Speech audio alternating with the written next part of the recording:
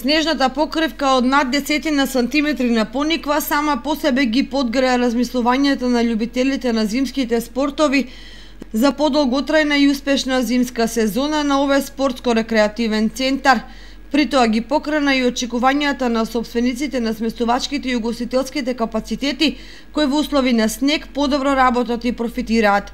Токму снегот е причина деновиве да се интересираат за престој поголем број викендаши и туристи од Скопје, Штип, Куманово и другите градови, и тоа пред се млади семејства со цел да ги изнесат децата за да им придадат уживање во снежните убавини.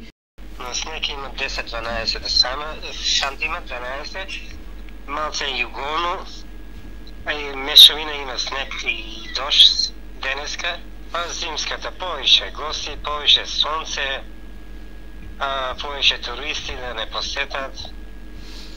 Од година на година повише гости доаѓаат, ја посетуваат, се интересираат да видат источниот дел на Македонија, како Пониква да ја видат. Најавите за нов снежен бран уште повеќе ќе го подигне интересот за Пониква, бидејќи по долгото и топло лето, зимската идила е најпосакувана на почетокот на сезоната.